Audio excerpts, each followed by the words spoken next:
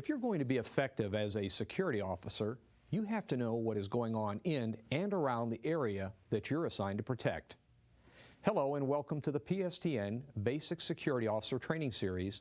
I'm Bill Jackson. To protect people and property, you must be a good observer and attentive to detail. You must be able to see changes in your environment which could indicate possible problems. Patrol, therefore, can be defined as the act of moving about a facility to provide protection and to conduct observations of activities with the intent being the security and safety of the area. But it's also fair to say that the needs of a particular area or even a particular organization might be the deciding factors in what type of patrol activity you'll be involved in. Regardless of the assignment or task, there are certain elements of the patrol function that are common to all applications. The purposes of patrol can be any or all of the following. First, the detection of criminal or unauthorized activity. Depending on the specific needs of the organization, this could include such things as trespassing, noise violations, safety violations, alcohol violations, parking problems, and even lease violations by a tenant. In order for you to do this well, you'll have to make yourself as familiar as possible with the requirements of a particular zone or assignment and keep up with the changes that are bound to occur. Prevention and deterrence of crime and unauthorized activities. Visibility is the key here. It's called creating an omnipresence of security in a particular area. Bad guys will get the idea that this area is not a good one to try to take advantage. Ensure compliance with organizational policy is another function. Every work area has rules and regulations that are in place to help promote safety. This is called the enforcement agent role of security. Those places that don't have many rules still have to be concerned about governmental guidelines and restrictions. By applying the policies and rules in a fair and equitable manner, you are also becoming engaged in activities that will promote understanding within the organization. This is called community relations, and it's also an important function of patrol. Let's move on to assets, reports, and the recording of loss-causing situations or circumstances. What we're talking about here is all types of fire, safety, or health situations. They may range from chemical spills, leaking pipes, to dirty or unsanitary conditions. Anything that poses a threat to the health or safety of the people in your patrol area should receive your attention. We call this the intelligence agent role of security. Next, handle calls as assigned by dispatch or by your supervisor.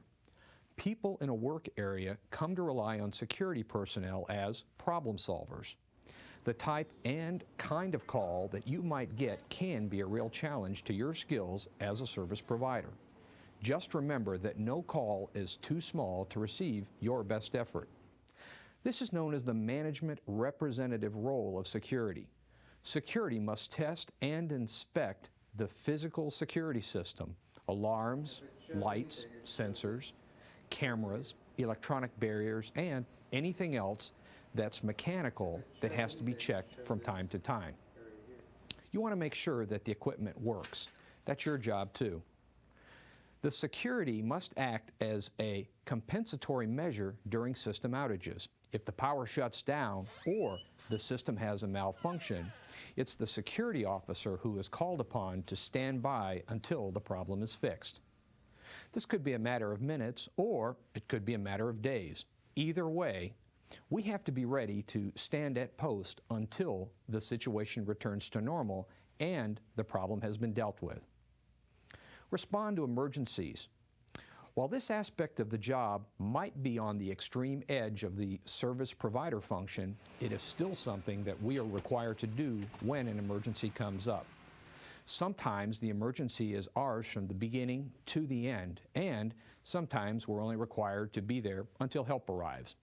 Either way, our function at this time is critical to the security of the area. We have to keep our equipment and ourselves ready for anything. Next, performance of other duties as required by management. It's usually the last line on the job description, but it's the one that causes us to work the most. What we must remember is that we're service providers. Any opportunity that we are given to expand our influence in the field of safety and security should be welcomed.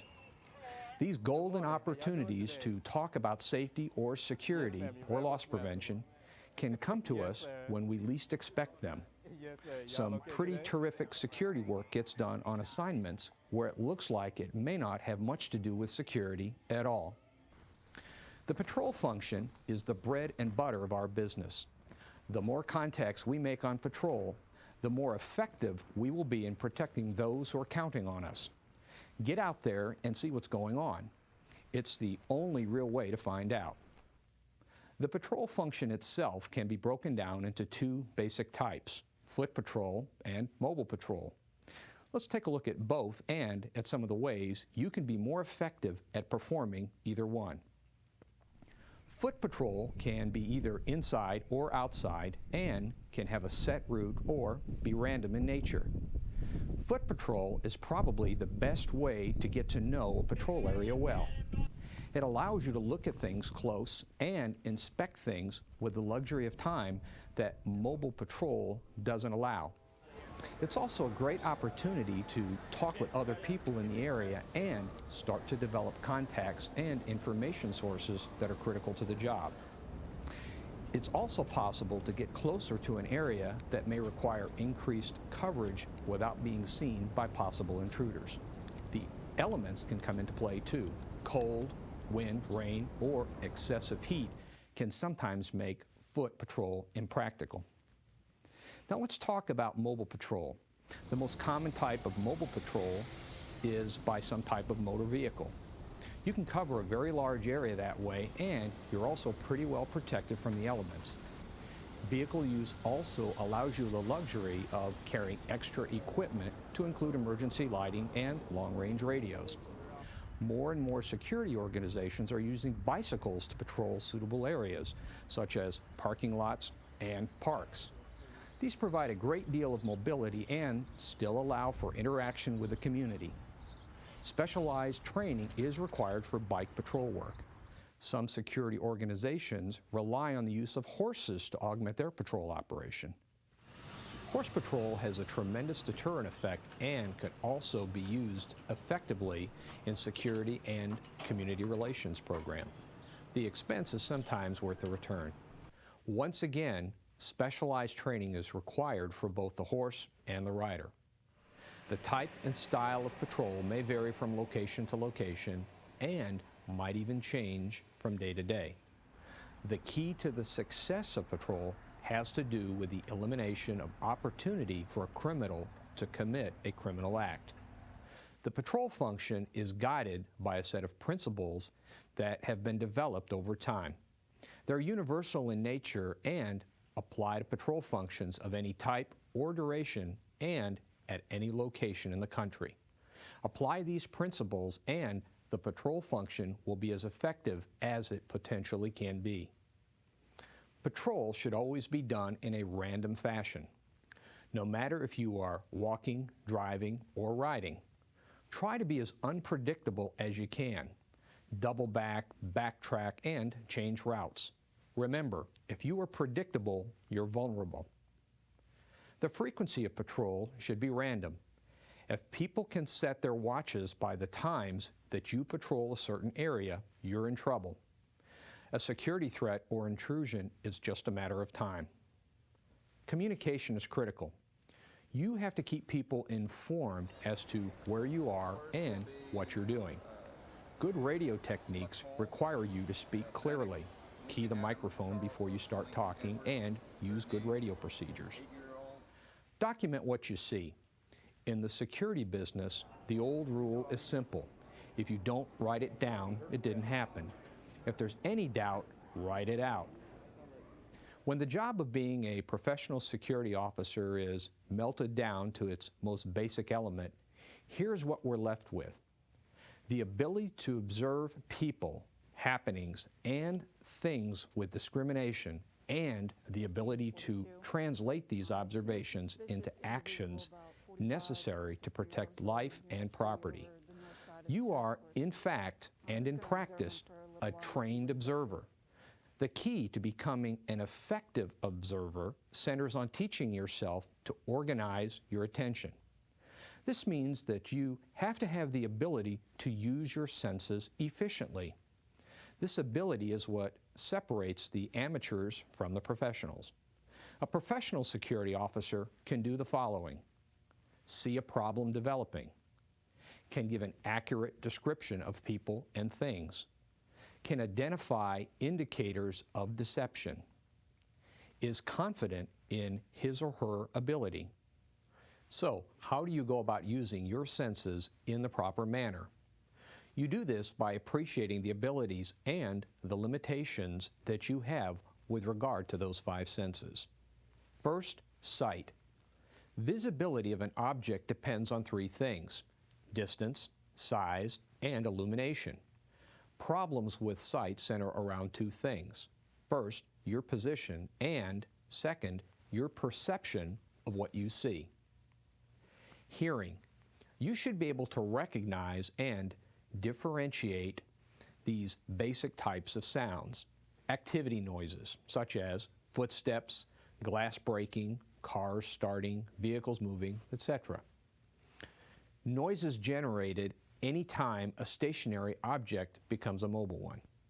Next, voices, volume, pitch, possible gender, accents, age, and any other unique characteristics associated with a particular voice. Motors and engines, cars, diesels, electric motors, fans, drills, power tools. Basically, anything powered by an electric motor or a combustion engine. Firearms, rifles, shotguns, pistols, firecrackers, car backfires, most types of explosions and loud reports associated with various types of weapons. The third sense is smell. You need to concentrate on dangerous types of odors such as gasoline and petroleum products, natural gas, gunpowder, chlorine, and other gases. Smoke from various types of fires. Remember, some smells like gasoline and ether temporarily dull your sense of smell. The longer you're exposed to an odor, the less distinguishable it becomes. Touch. This sense can give you vital information about such things as pulses of injured people, heat from fires behind doors and walls, movement inside motor vehicles, warmth from running engines and motors, textures of cloth and paper, and finally, cracks in doors and windows. Keep your hands clean and be very careful about what you touch. Taste. Never taste any substance you cannot visually identify. It looks really cool on TV shows, but it's extremely stupid. Poison comes in many forms. We can learn a good lesson from the people who work in an environment that relies heavily on observation and perception, jet fighter pilots. Top Gun pilots are trained to use what is called an ODA loop. ODA stands for observe, orient, decide, act. Observe what is going on in the environment. Orient yourself to the threat and weigh your options. Decide on what the best course of action would be. Act quickly, decisively, and completely, then do it all over again. It can be a very effective technique for security officers as well. Observe, orient, decide, and act. Observation and perception are so important to the effectiveness of a professional security officer that some basic rules have been developed for enhancing those skills. Rule number 1, nothing is routine. That statement has caused a great deal of pain and suffering for people in the protection business. Awareness has to be constant. Rule number 2, know what the people around you are doing. Are they A, acting nervous, B, hiding, C, running, D, motioning with hands or arms? Rule number 3, know what the people around you are saying. Are they A, arguing, B, threatening, C, gossiping? Rule number 4, know where you are exactly. Street, a building, the address, floor, specific location, and the direction, north, south, east, or west. Rule number 5, know where cover is at all times. Cover is something that protects you from something else. Concealment only keeps you from being seen. They're not the same. Rule number 6, use what is available to help you observe. Mirrors, reflection in glass, for instance. Remember, observation always precedes perception. You have to observe it before you can react to it. Perception is defined as an experience that has acquired meaning. Stimuli must be sent to the brain, recognized and understood. The stimuli form the basis for conscious action. Faulty observations naturally lead to faulty decisions. You can use these 5 guidelines to help you determine what's happening. First, objects are not perceived as single items isolated from each other. When things happen in the midst of other things, we tend to focus too much on the group. Look at what's going on in the center of the activity. Next, perceptions do not correspond with actual physical dimensions. Big trucks look like they're moving faster than they really are because of their size. Sports cars look like they're going fast because of their shape. Colors can sometimes distort dimension too. Next, circumstances may produce stress which affects perception. Seeing something horrible or catastrophic may cause the amateur to assume things are different or worse than they really are. Next, emotional involvement may distort perception. It's possible to get too upset to really comprehend what has happened. Stay calm. Lastly, stay focused on the stimuli. Don't just look. Detach and observe. Gather facts, not assumptions or emotions. Being a good observer is a skill that you can teach yourself. In order for you to develop into an effective observer, you must be able to do the following things. 1. Observe with all your senses. Learn to trust your instincts because you've been sharpening them to their optimum performance. 2. Stay mentally aware of what you see. Try to describe what you observe, not what you thought you observed. 3. Learn to distinguish detail from generality. Concentrate on the specific, but keep an eye on the general. 4. Be conscientious of time relationships. Nothing happens all at once. Chronology can help sort things out and make the confusing sensible. 5. Learn to recognize what different colors look like. 6. Observe something from the general to the specific. Work from the outside edge of an incident toward the inside action. Gather in all that you can. 7. Remember that memory changes. Write it down. And finally, 8. Use the interrogatories who, what, when, where, how, and why. Our counterparts in the public sector are trained to use a device called the Cooper Color Code to remain perceptive while they're on duty. Here's how it works. White, relaxed, not taking too much notice. This is fine at home, it's not good at work. Yellow, aware of your surroundings. You know where the cover is. You know where help is. Watchful of people and events and cautious at all times. Red, threatened, situation is turning bad, time to react. Black, life or death situation. Now, which color should you be in? You're right, stay in yellow. Anything less than that, and you're not observing or being perceptive. You're simply asking for trouble. In addition to the Cooper Color Code, You can also borrow a few other techniques from our police colleagues for patrolling in the darkness. First, avoid silhouetting yourself while on patrol. You choose when you want to be seen. Don't linger in areas that are backlit or that show your presence too clearly unless you want to be seen. Practice light and noise discipline. Don't walk around with your flashlight on all the time. Use it when you need to see something and only use it in small flashes. Patrol quietly. Tuck keys in your pockets and try not to rattle them around too much. Always play the what if game.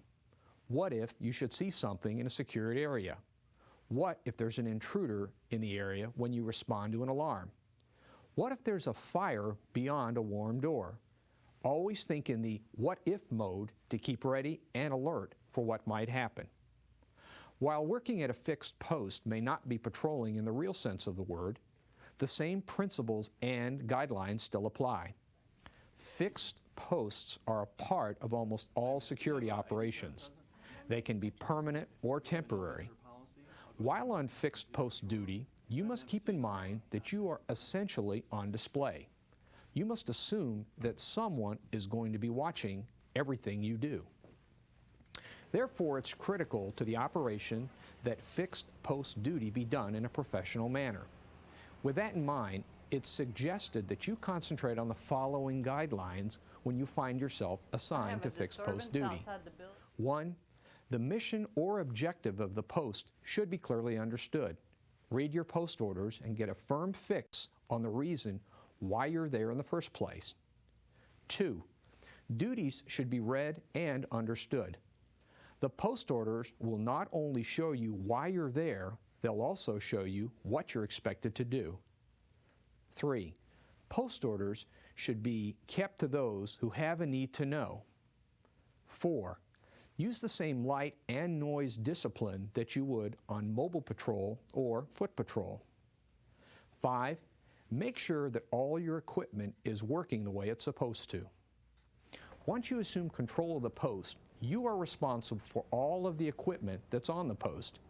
If it didn't work when you got there and you accepted it, then it's your problem. When you are relieved on post, you should brief the relief officer thoroughly. Some places even use a post-relief checklist. 7. In a high-threat situation, such as a strike or labor disturbance, you should always maintain a retreat route, just in case. Remember, safety comes first. Be comfortable, but not too comfortable. Don't allow a situation to be created where you could get sleepy or inattentive. Make sure the fixed post is visible from some other location or patrol area. 10. Never leave your post until you've been properly relieved. Fixed post duty doesn't have to be boring. It can be one of the busiest locations in the work site. Remember that when you're working a fixed post, you're essentially in a fishbowl. Stay alert, stay active, and stay ready. Now for some practical tactics for patrols and fixed posts. 1. Be unpredictable on patrol. Keep people guessing. 2. Stay active. Try to create the impression that there is more than one of you out there moving around. 3. Dress right. Proper shoes and protective clothing for the weather is important. 4. Check out your equipment prior to actually needing it. 5. Every response is a tactical response. Know the best ways in and out of any location. 6. Become the hide and seek champion of your patrol area. You should be able to find anyone, anywhere. 7. Know exactly where the emergency shutoffs are for all utilities in your area and the fastest way to get to them. 8. Learn to patrol in 2 modes, very visible and almost invisible. You'll need to use both of them. 9. Use all of your security senses. Watch, listen, sniff, and touch. And finally, trust your instincts. If you think something is wrong or out of place, stay with the feeling until you figure out what it is. Be stubborn. Well, That's our program on patrols and fixed posts. Thank you for joining us, and we'll see you next time on PSTN.